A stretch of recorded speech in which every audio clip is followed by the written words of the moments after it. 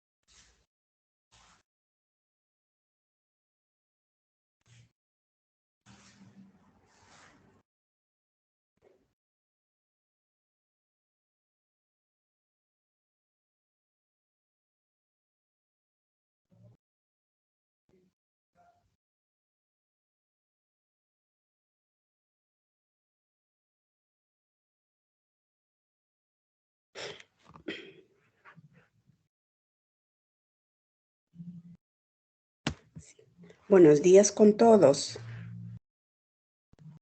Buenos días, doctora. Buenos días. Sí. Estamos casi Buenos días, doctora. Sí, voy a pasar la lista ya de una vez, ¿sí? Avilés Pérez Úrsula, Presente, doctora. gracias. Aikachi Pomazonco, Presente, Felipe, doctora. muy bien, gracias. Vaca Delgado, Lucero, Presente, doctora. gracias. Bailón Lavado, Freddy. Bailón Lavado, Freddy. Presente, doctora, presente. Oh, hola, hola, hola. Muy bien. Baltasar Carcasi, Cristina. Presente, doctora. Buenos días. Buenos días. Bautista Pajuelo Daniel. Presente, doctora, buenos días. Buenos días. Becerra Romero Diego. Presente, doctora, buenos días. Buenos días. Cabeza Sáenz Alfredo. Buenos días, doctora, presente. Buenos días. Cahuina Ramos Jorge.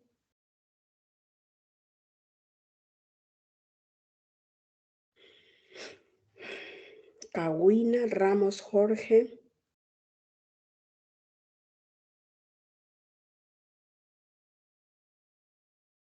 Campuzano Suyo Albeniz Orestes. Campuzano Suyo Albeniz Orestes.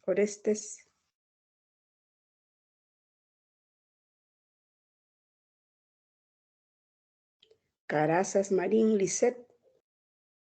Buenos días, doctora, presente. Buenos días. Cárdenas Melo Catherine. Buenos días, doctora, presente. Buenos días. Doctora, Nuevamente. Sí, Campuzano, dime. el alumno Campuzano ha escrito por el chat. Ya.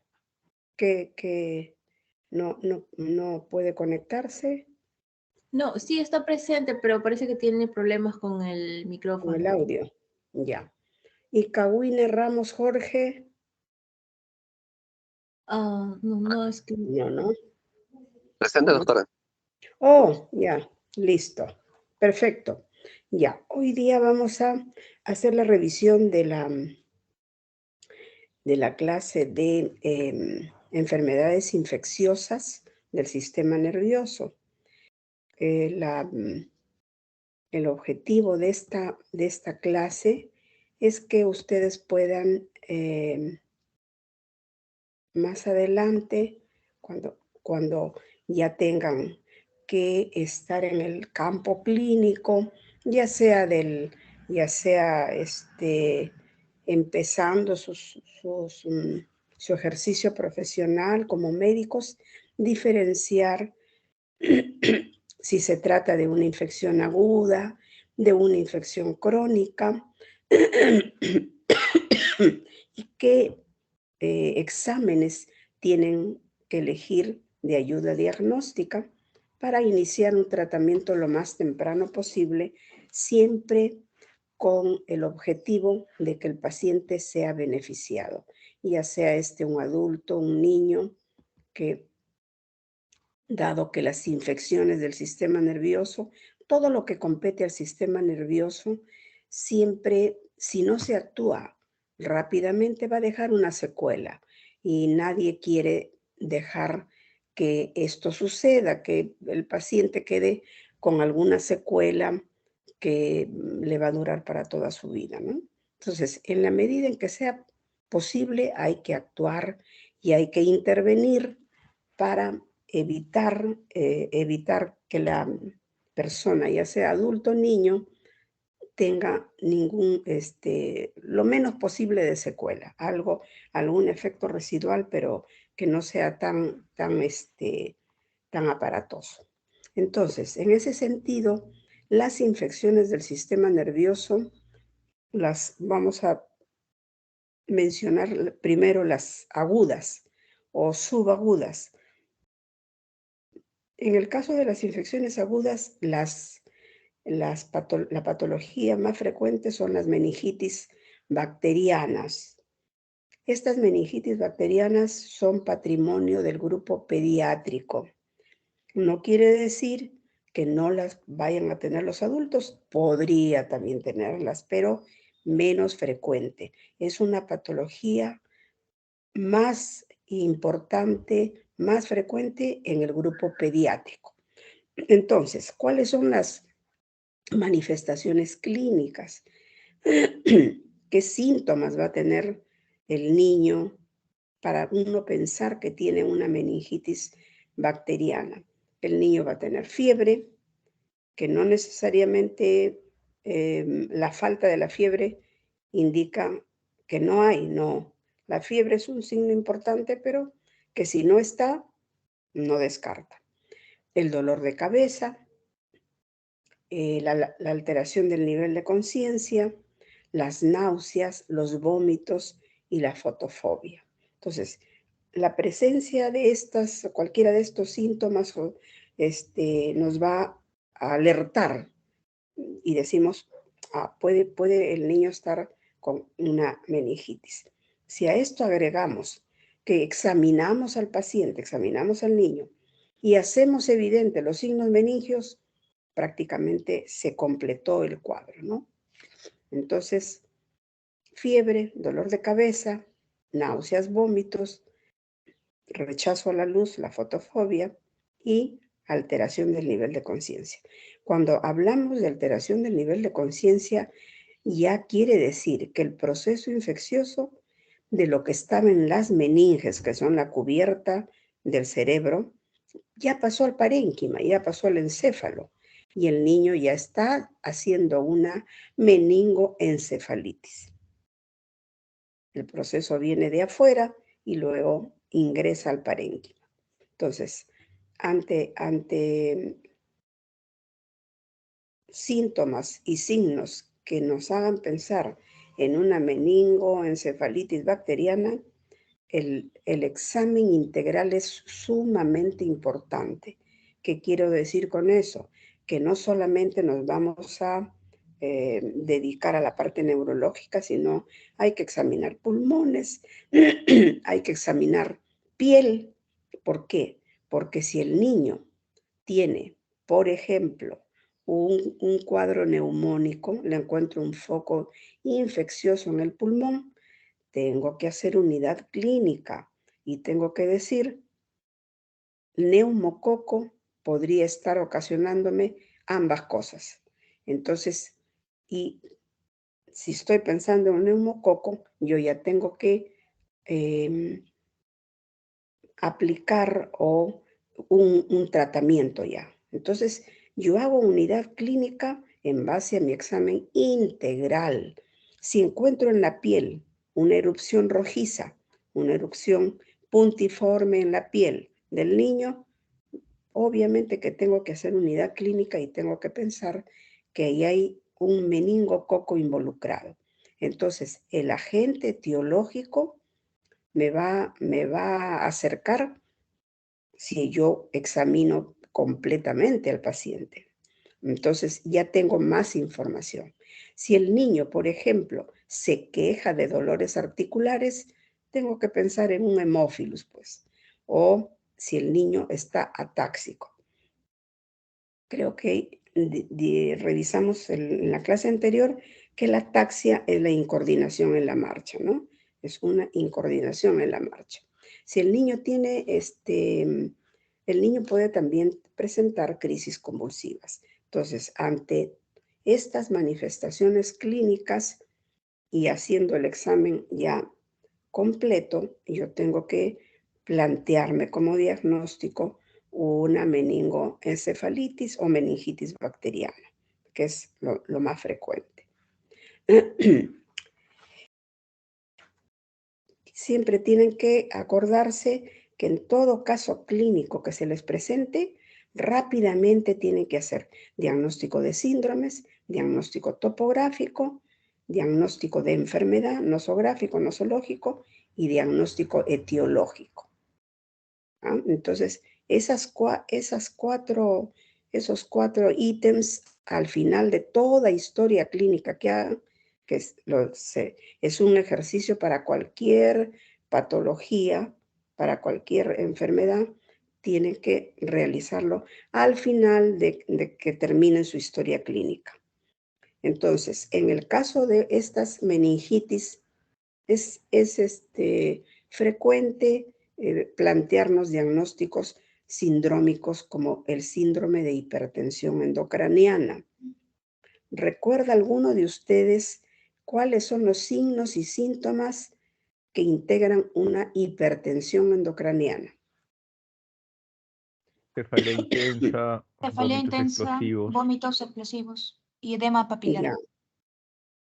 Muy bien, muy bien. Entonces, la cefalea, que sea un dolor de cabeza intenso, no es cualquier dolor de cabeza, ¿no? Es un dolor de cabeza que puede estar en una intensidad de 8/10. Los vómitos explosivos, Tienen que salir vómitos como proyectil, no ser precedidos de náusea, porque tiene que salir fuerte. Y en los bordes papilares que se evidencian en el fondo de ojo. Entonces, es común en esta patología que el paciente tenga un síndrome de hipertensión endocraniana, el síndrome meningio, que tiene incluidos la rigidez de nuca, el Kernig, el Brusinski, y después podemos hacer los síndromes de los otros sistemas. Puede haber un cuadro respiratorio o puede haber un cuadro dermatológico, ¿no? De piel. Entonces, una vez que nos hemos planteado el cuadro de una meningitis o una meningoencefalitis, nosotros ya debemos de plantearnos inmediatamente qué hago, qué pruebas, qué procedimientos tengo que realizar en este paciente para poder corroborar mi diagnóstico. Entonces, el examen importante es el examen de líquido cefalorraquídeo. ¿Por qué? Porque ahí vamos a ver las alteraciones. Ya revisábamos en la clase anterior que dentro del líquido cefalorraquídeo vamos a tener proteínas, vamos a tener glucosa, vamos a tener células y el aspecto también del líquido. Entonces, en este caso, el líquido cefalorraquídeo, igualmente con su consentimiento informado y sabiendo lo que tengo que hacer, el procedimiento de la punción lumbar, yo realizo la punción lumbar, que en niños hay que realizarla bajo sedación, ¿no? Porque el niño se mueve mucho, entonces, y para estar evitando punzarlo varias veces, no, tenemos que hacerlo bajo sedación, que generalmente le ponen una sedación rápida.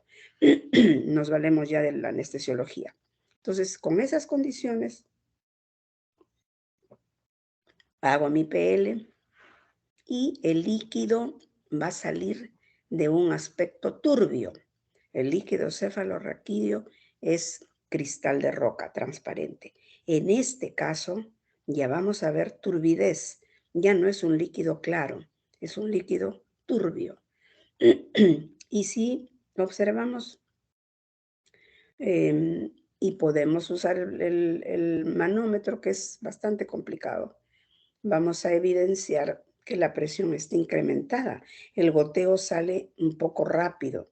Entonces, eso lo vamos a comentar ahora más adelante. Entonces, líquido cefalorraquídeo de aspecto turbio, con el goteo incrementado. Entonces, este líquido lo enviamos al laboratorio y nos van a informar de celularidad por encima de 1000, cuando la celularidad en niños no debe pasar de 8. Entonces, esta patología nos va a dar una celularidad bastante incrementada. Pero además de celularidad incrementada, debemos de fijarnos que la fórmula debe ser a predominio polimorfo nuclear. Entonces, si el laboratorio nos envía la muestra, el resultado, y hay bastantes células, generalmente por encima de 1000, y el predominio es polimorfo nuclear, prácticamente ya estamos con el diagnóstico, corroborando el diagnóstico. Si a esto juntamos que la glucosa baja, incluso a niveles que no se detectan, también es a favor de esta meningitis, y las proteínas también se incrementan. Paralelamente al examen de líquido cefalorraquídeo de punción lumbar, hay que realizar una tinción con Gram, hay que realizar todos los exámenes rutinarios, que son el hemograma, la urea, creatinina, hay que ver cómo está la orina, hay que buscar el foco infeccioso también en otros sistemas, y hay que pedir una radiografía de pulmones por el tema de la neumonía, una radiografía de cráneo porque el niño puede haberse caído y puede tener un TEC con un trazo de fractura que no lo sabemos, y buscar también focos infecciosos en los senos paranasales. Esto es bien importante lo siguiente. La tomografía, el examen tomográfico o por resonancia del cerebro, debemos de hacerlo antes de proceder a la punción lumbar. Entonces, no hay que apresurarse en hacer la punción lumbar si no hemos hecho evidente la hipertensión endocraniana en la imagen. Entonces, Lisette, Sí, doctora. una pregunta. Si hacemos la punción lumbar sin haber corroborado que el paciente tenga hipertensión endocraniana, ¿qué podemos ocasionar? ¿Cuál es el riesgo a que sometemos al paciente haciéndole una punción lumbar si tiene un síndrome de hipertensión endocraniana? ¿A qué riesgo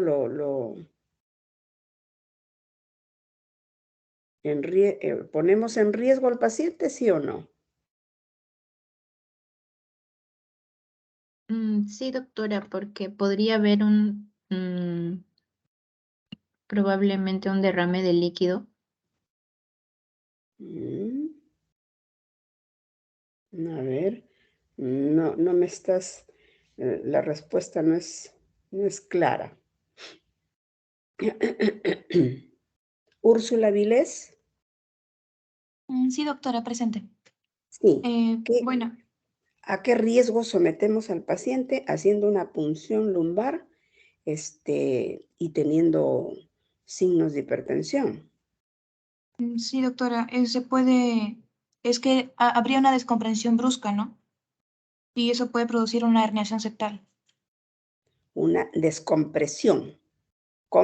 Estamos hablando de compresión, no comprensión, ¿ah? Descompresión. Tu respuesta está correcta, muy bien. Sí, descompresión.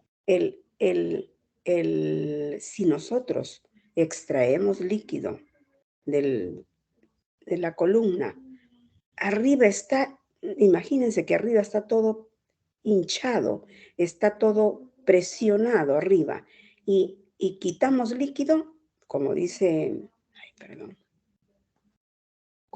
Úrsula, va a caer y se puede producir una herniación y podemos matar al paciente. O sea, eso no es una consecuencia tan leve lo que se produce, ¿no? Se puede herniar el paciente y puede morir. Entonces, nunca vamos a hacer una punción lumbar sin antes haber verificado en la tomografía o en la resonancia los signos de hipertensión endocraniana. ¿Cuáles son esos signos en la imagen? ¿Alguien lo sabe? ¿Alguien sabe qué voy a buscar en la tomografía o en la resonancia para tener cautela y no realizar la PL así alegremente? Héctor Felipe. Sí, doctora, buenos días. Sí, buenos días. ¿Qué voy a buscar en la tomografía para decir, no, esto tiene hipertensión y mejor lo hago con cuidado, no? Puede haber tal vez en los ventrículos un aumento. Sí. Siempre me responden los alumnos lo mismo. Imagínense que los ventrículos están rodeados del parénquima y lo que está inflamado es el parénquima. Entonces, el parénquima va a ejercer presión sobre el ventrículo y no se va a producir aumento, sino más bien el colapso del ventrículo. Los ventrículos se pegan. Las paredes de los ventrículos a veces están casi juntas. Entonces, no hay aumento del líquido cefalorraquídeo, sino ni tampoco disminución, sino el ventrículo está colapsado, está presionado por el parénquima que está inflamado. Ese es uno de los síntomas, el colapso ventricular. Y el otro, uno de los signos, perdón. Y el otro signo es la pérdida de los surcos. Como hay tal inflamación, los surcos se atenúan, no se distingue los surcos de la parte de la corteza cerebral. Entonces, si hay esos dos signos, no voy a hacer la punción lumbar porque si no puedo ocasionar una herniación y el paciente puede fallecer en el acto. Entonces, lo que tenemos que hacer, bajamos la presión intracraniana, le colocamos al paciente vía endovenosa un diurético y bajamos y le hacemos la punción con mucho cuidado y con una aguja que sea de un calibre bien pequeño, de modo que el líquido salga lento, no salga con rapidez. Una vez que ya corroboré con mis exámenes que estoy frente a un caso de una meningoencefalitis, hay que plantearse el tratamiento. Para el tratamiento hay que tener en cuenta que este medicamento penetre bien en el sistema nervioso y tenga acción bactericida.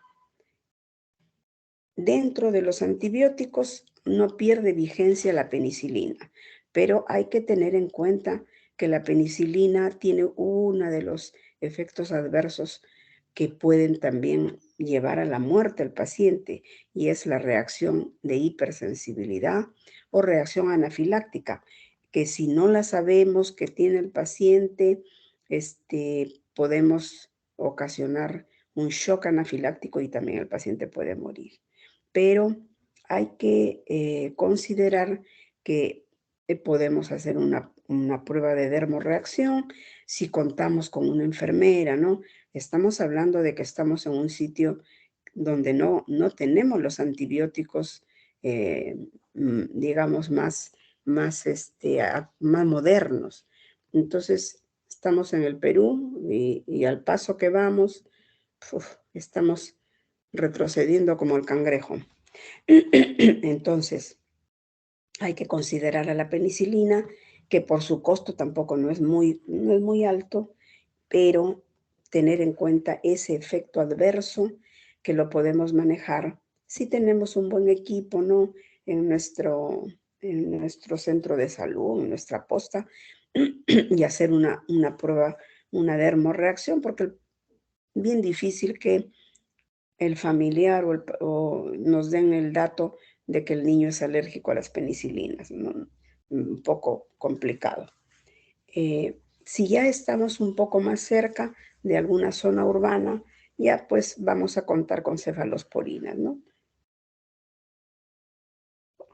Que tienen un amplio espectro y que también tienen efectos adversos, pero que pueden manejarse mejor.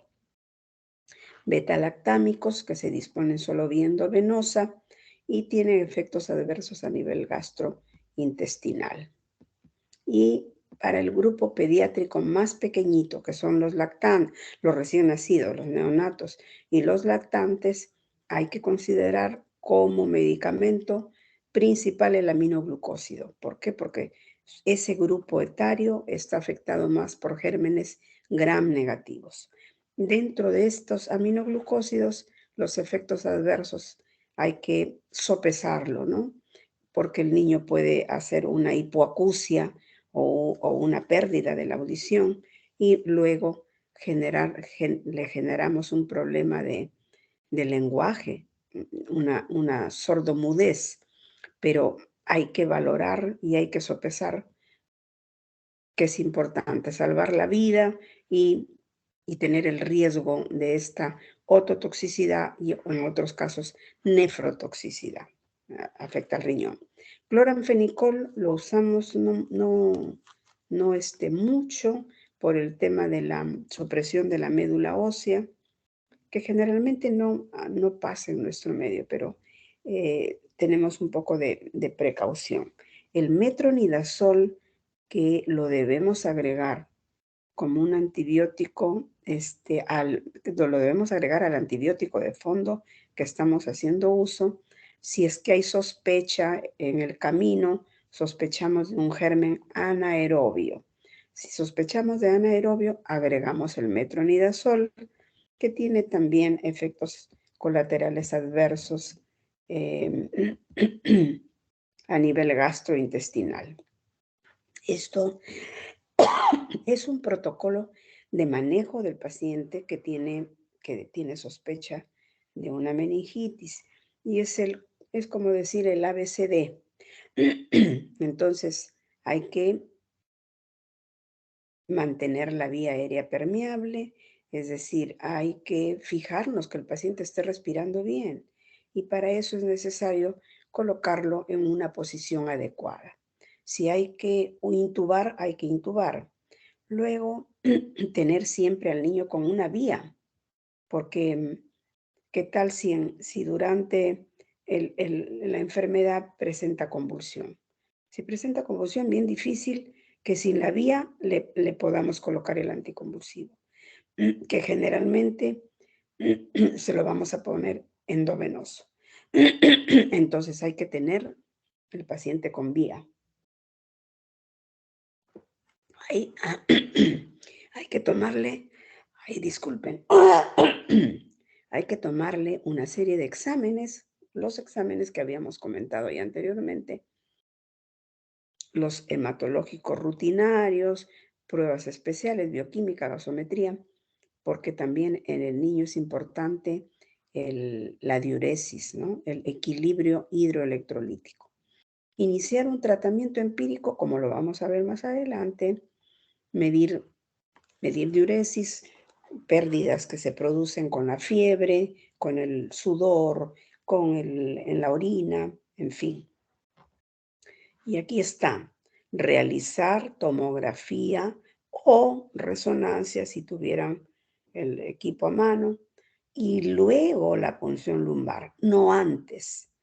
¿Me entienden? Entonces hay que siempre corroborar que el paciente tenga signos de hipertensión endocraniana en la imagen, no lo tocamos, le colocamos su diurético y esperamos con calma para realizarle la PL con sumo cuidado para evitar que el paciente se enclave y se muera.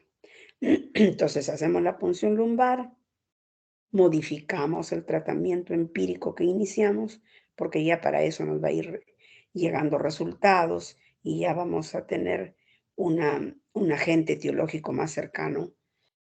Hacemos muestras de alguna lesión que veamos en el paciente, urocultivos y tratamiento sintomático. Es decir, si el paciente convulsiona hay que darle un anticonvulsivo. Si el paciente está agitado hay que darle un antipsicótico. Y también pensar en alimentarlo por sonda cuando el paciente está con un compromiso de conciencia, ¿no?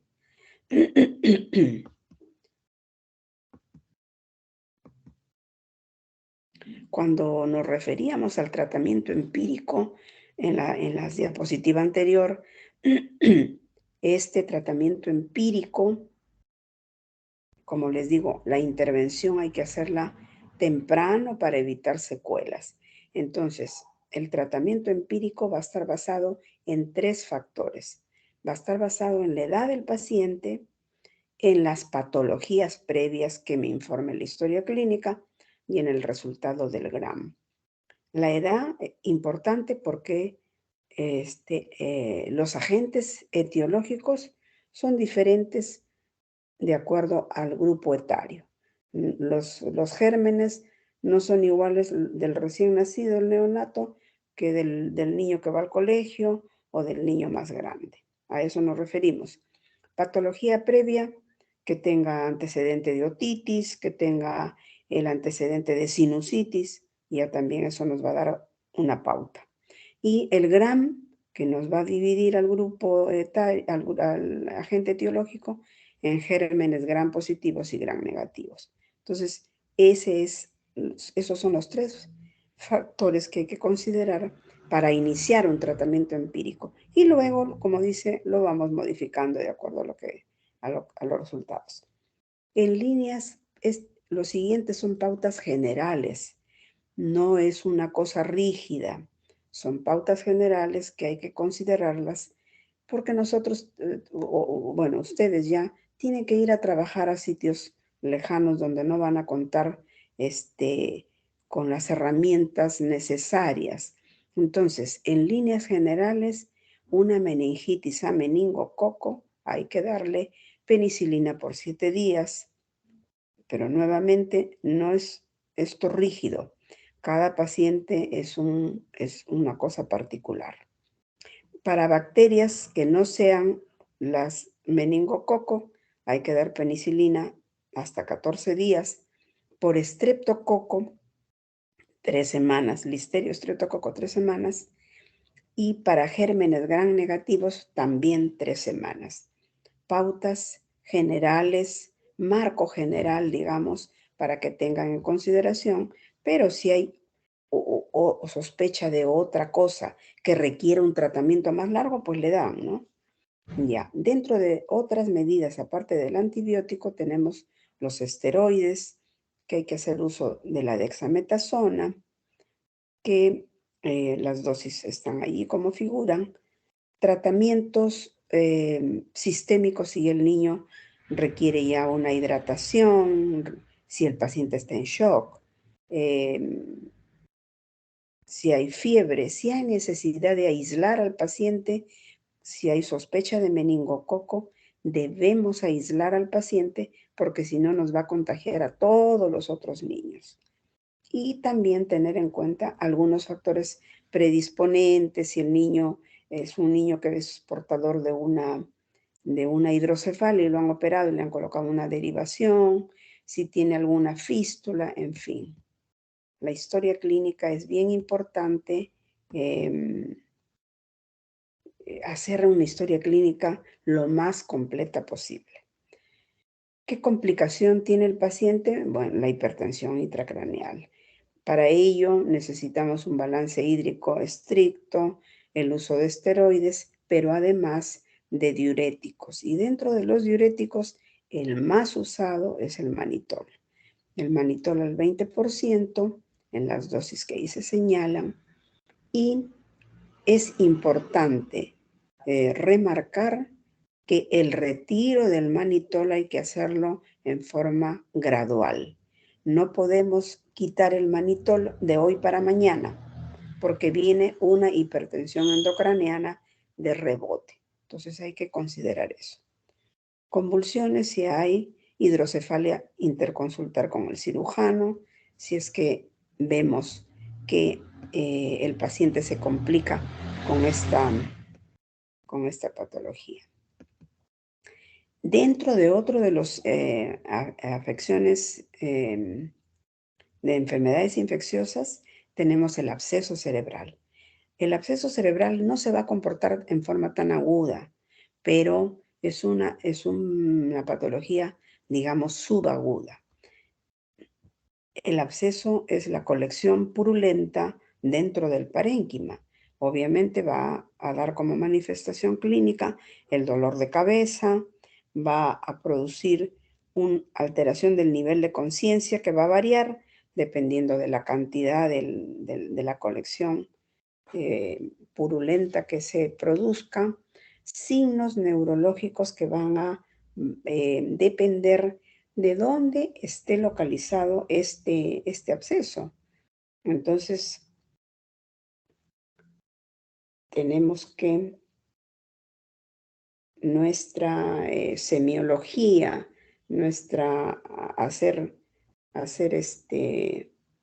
recordar nuestra semiología para poder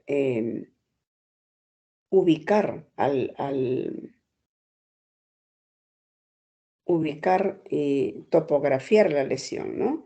Y entonces, en ese sentido, quiero preguntar a Freddy Bailón. Freddy, Presente, doctora. Sí. La pregunta es la siguiente. ¿Cuál es la función primordial, principal de la región frontal?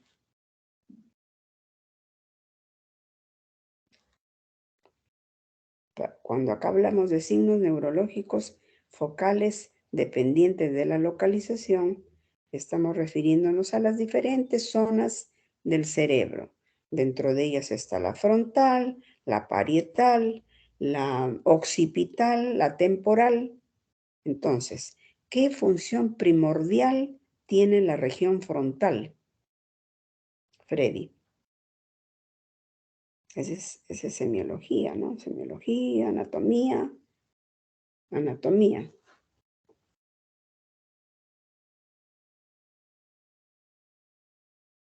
Freddy. Doctora, ¿se me escucha? Sí, a ver, dime. Ya, doctora, la parte frontal del ser humano en verdad tiene la función cognitiva, ¿no? Y ese va a ayudar a que, pues, a que pueda realizarse o es el que se va a encargar de controlar las actividades de movimiento, ¿no? Del movimiento. Claro. Ya, entonces, si yo tengo un paciente que tiene un absceso en la región frontal derecha, ¿cuál va a ser su clínica? ¿Qué voy a evidenciar en el examen? Que va a haber un déficit de movimiento de la zona izquierda, ¿no? Del ser humano, ¿no? De la persona. Ya. Muy Pero bien. del izquierdo, ¿no? Entonces, en la región frontal, como dice Freddy, tiene que ver también con la función cognitiva también, pero otra de las funciones es la motora. Entonces, se va a producir un déficit motor contralateral, ¿no? Porque la vía motora se decusa, se cruza hacia el otro lado, más abajo. Entonces, déficit motor nos indica un compromiso de la región frontal. Entonces, cuando yo hago un estudio de imagen a este paciente que tiene ese absceso en la región frontal, tengo que ubicar y ponerle más ojo a la región frontal si el paciente viene con un déficit motor. Cristina Baltasar. Sí, doctora. La región parietal, ¿qué función primordial tiene? Parietal. Sí, este se encarga más de lo que son las sensaciones, ¿no? Mejora un poquito. Estás por ahí, pero porque sensaciones no es un término tan... Sensibilidad. Sensibilidad. Se concentra sensibilidad superficial y profunda, ¿cierto? Entonces, región parietal, sensibilidad. Quiere decir que si el paciente tiene una disminución de la sensibilidad, que a eso se llama hipoestesia, entonces yo tengo que pensar, el proceso está en la región parietal. Daniel Bautista.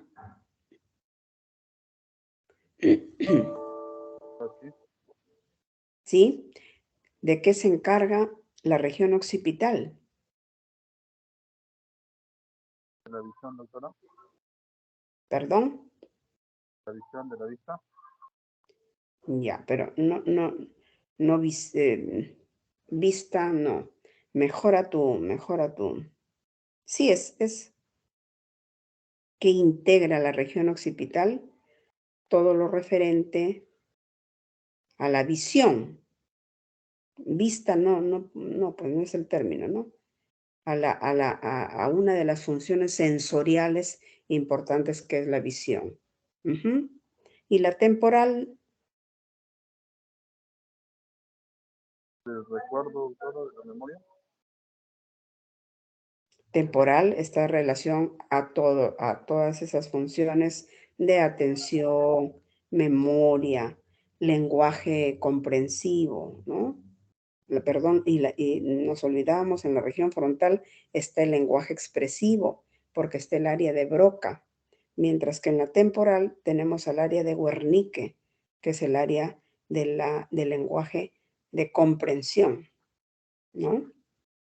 Entonces, cuando aquí nos referimos a signos neurológicos focales que van a depender de localización, estamos refiriéndonos a eso, a las funciones que realizan los diferentes lóbulos del cerebro, ¿no? Frontal, parietal, temporal, occipital. Sigamos.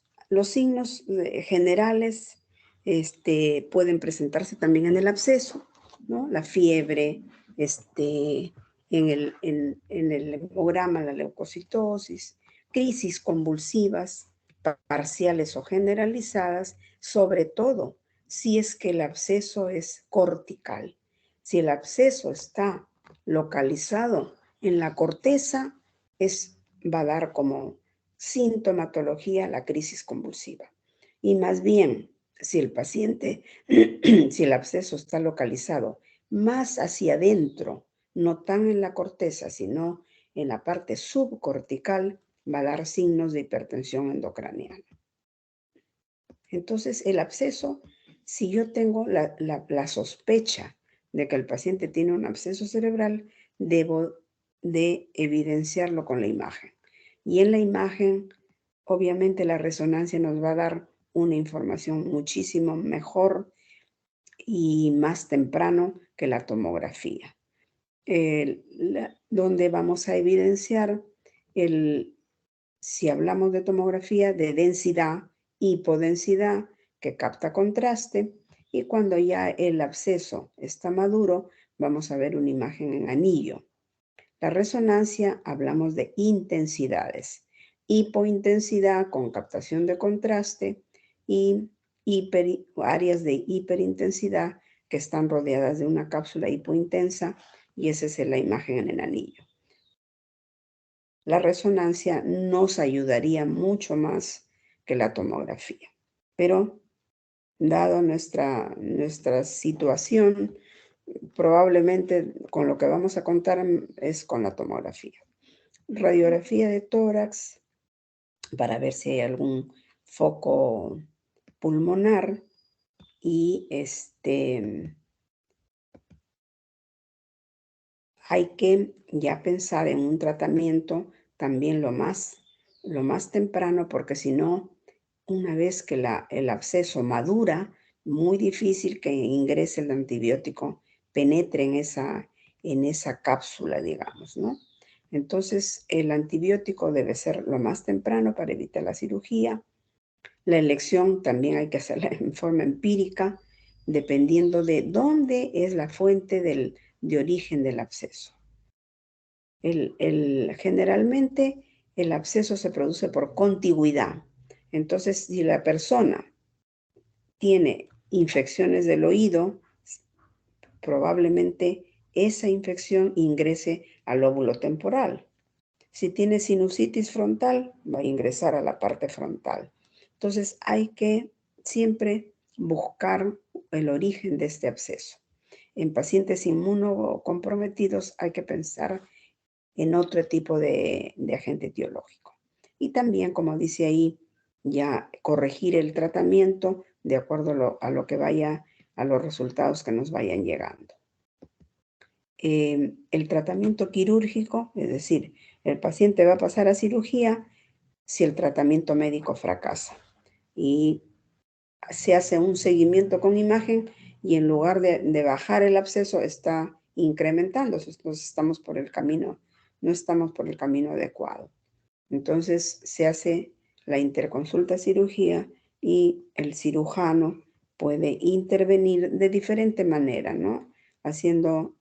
Dependiendo de la experiencia también del cirujano, un drenaje quirúrgico cerrado o en otros casos abierto. Hay que pensar también en un tratamiento antiedematoso, antiepiléptico, si es que tiene convulsión. Otra patología infecciosa son las tromboflebitis de senos venosos. La tromboflebitis va a depender, la clínica va a depender de qué seno esté comprometido. Si es el seno cavernoso, tenemos, por ejemplo, toda la clínica dirigida hacia la parte ocular. Entonces el paciente va a tener uno de los ojos del lado que se compromete con gran edema, congestión, va a haber inflamación de la conjuntiva, el ojo está salido, está en exoftalmo y va a tener parálisis de todos los oculomotores. Es decir, este paciente tiene lo que llamamos el ojo congelado, no lo moviliza para ningún lado y además tiene compromiso del quinto nervio, de la rama 1 del trigémino, del quinto. Ese es el seno cavernoso. Y el seno lateral o transverso ya se compromete nervios craneales más bajos y tenemos al paciente con dolor de cabeza, cefalea, papiledema y parálisis de nervios 9º, 10º y 11º. Recordando la clínica de esos nervios, ¿no? Que están, las funciones que se comprometen son la deglución, la fonación. Y si el paciente tiene una tromboflebitis de seno longitudinal superior, si va a tener una edema en la frente, en la parte anterior del cráneo, va a tener crisis convulsivas o déficit motores unilaterales y compromiso de funciones superiores como apraxia y afasia. También parálisis de la mirada conjugada. Estas tromboflebitis es patología del adulto, no del niño, y vamos a evidenciarlo con un examen de resonancia magnética, angioresonancia. Y lo que vamos a evidenciar en la angioresonancia, que el contraste nos indica que hay un aumento de señal del seno afectado. Siempre esta angioresonancia debemos de comparar un lado con el otro, ¿no? Y lo que evidenciamos es el incremento de la señal del seno que se afecta, del seno cavernoso, del seno longitudinal, del seno cavernoso, el seno longitudinal, incrementa la señal. El tratamiento es similar al tratamiento del absceso, hay que dar antibióticos, medidas complementarias antiedematosos, antiepilépticos si el paciente convulsionara. Es realmente las tromboflebitis no es usual que las vean médicos generales o las veamos en posta, y es patología más que llega ahí al especialista. La tuberculosis la va a tratar el doctor Alvarado, tiene una clase de, por eso yo ya paso este tema. Todo lo que se refiere a tuberculosis lo van a tener con el doctor Alvarado. Ya, entonces llegamos a las infecciones por hongos micóticas, que son infecciones que tienen una clínica muy parecida a la de la tuberculosis, pero que el huésped es un huésped inmunodeprimido. Generalmente son los pacientes que tienen VIH los que se ven afectados por estas infecciones micóticas. Aquí hay que tener en cuenta que el paciente, aparte de la clínica que tenga similar a la de la tuberculosis, puede tener afectación sistémica. Hay que buscar alguna patología en el pulmón, en la piel, en huesos o en senos y órbitas. Dependiendo de lo que encontremos, vamos a acercarnos al agente etiológico, ¿no? Dependiendo si encontramos algún foco en pulmón, en piel o en hueso.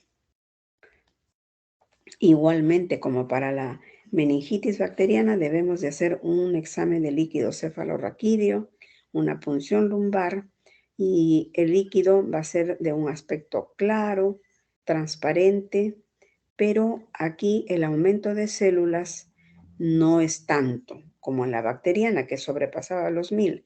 Acá no, acá es menos de 1000 células, pero además su fórmula es linfocitaria, a diferencia de la otra que era polimorfo nuclear. Va a haber una baja de glucosa, pero no como las bacterianas, y va a haber un aumento de proteínas y preproteinorraquia.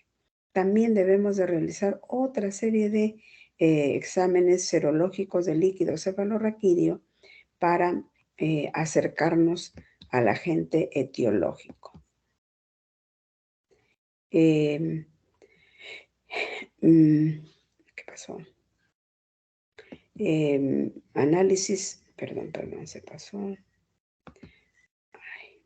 Análisis del sedimento, el líquido cefalorraquídeo. El examen, por ejemplo, de tinta china es un examen que se hace muy rápidamente. Se hace la punción lumbar, inmediatamente se lleva al laboratorio la tinta china, el líquido, y se evidencia si hay levaduras encapsuladas y el resultado es inmediato. Debemos de pensar también en si hay lesiones cutáneas, en biopsiarlas, si hay algún problema articular también, examen de orina, hemocultivo, aspirado de médula, es decir, aquí en el paciente sí hay que hacer un estudio muchísimo más amplio, ¿no? Buscando hacer unidad clínica, ¿no? La gammagrafía y tomografía o resonancia magnética del cerebro, que si bien es cierto, no nos da no hay un hallazgo patognomónico, tampoco no debe darnos información esa imagen. El tratamiento con antibióticos antifúngicos, dentro de ellos las anfotericinas, más los azoles también se usan mayormente, tratamientos prolongados y costosos. En cuanto se puede, se tiene que restaurar las defensas del huésped, hay que evitar todo lo que sea catéteres, hay que tratar la hipertensión endocraniana, usar corticoides si es necesario, y el tratamiento quirúrgico siempre que no tenga éxito el tratamiento médico, ¿no? O tengamos que hacer una biopsia para poder ya llegar a un diagnóstico más preciso.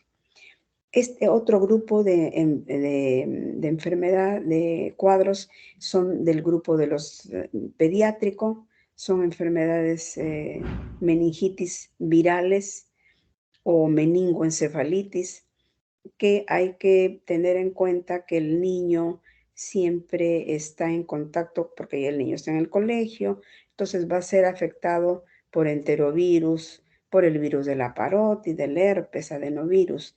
Son enfermedades de curso agudo que incluso a veces no llegan a alterar el líquido cefalorraquídeo, y a eso se llama meningitis aséptica. Repito, estas enfermedades son del grupo pediátrico. El niño va a tener dolor de cabeza, fiebre, evidenciamos signos meningios y tenemos también manifestaciones sistémicas que nos van a hacer pensar en la etiología. Si el paciente tiene, por ejemplo, dolores musculares, hay que pensar en un polio. Si tiene dolores, artralgias, Coxsackie. Si tiene exantemas, alguna eruptiva, hay que pensar en ecovirus. Les decía, el líquido cefalorraquídeo no se altera mucho. El paciente hay que darle sintomáticos y la mayoría de infecciones virales el paciente recupera íntegramente. El niño no le deja mayor secuela, a diferencia de lo que ocurre si ya el encéfalo es el que se compromete. O sea, la infección pasa al encéfalo y eso sí es de gravedad, porque el paciente puede quedar con secuelas, ¿no? Y ya es una enfermedad inflamatoria donde va a haber ya una necrosis de las neuronas. Puede ser ARN o ADN el virus, ¿no?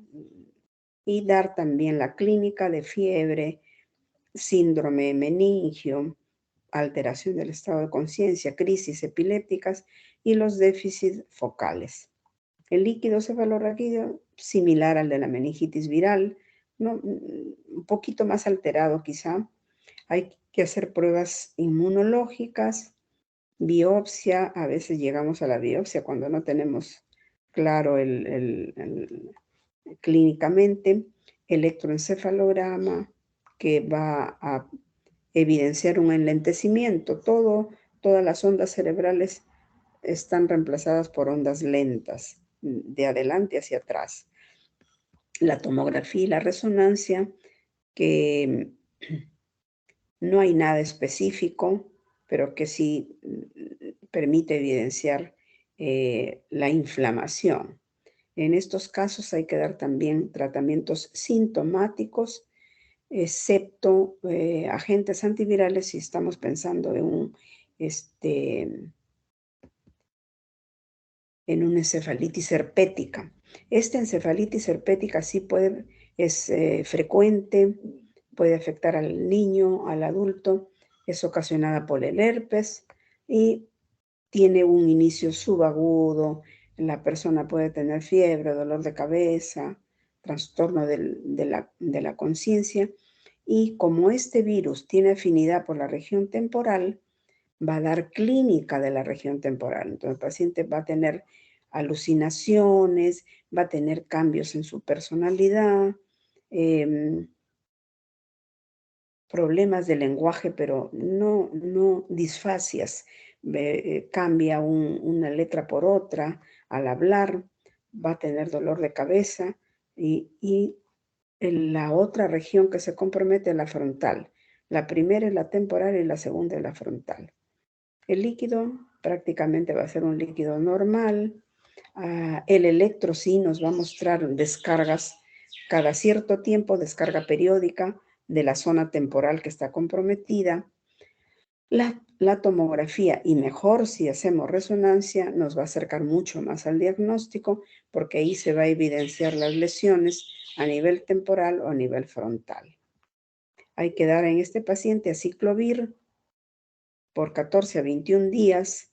Hay que usar antiepilépticos porque también puede tener convulsiones, corticoides, y hay que estar muy atentos por algún fallo respiratorio.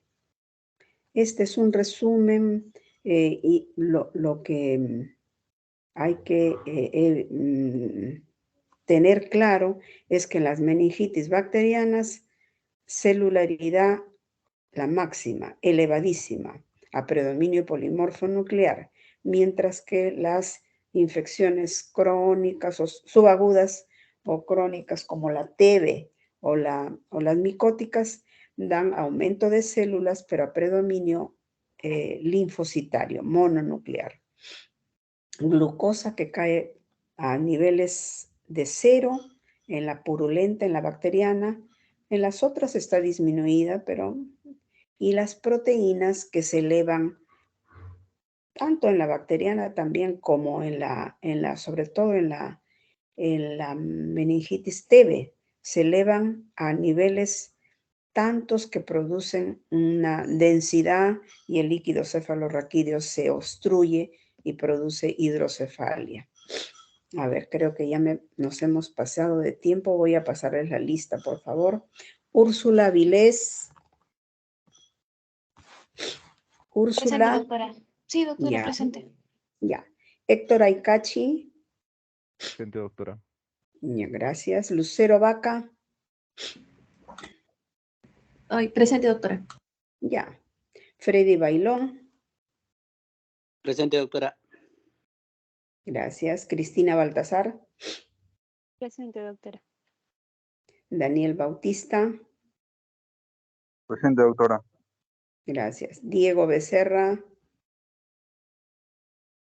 Presente, doctora. Gracias. Alfredo Cabeza. Presente, doctora. Gracias. Jorge Cahuina. Presente, doctora. Ya. Orestes Campuzano.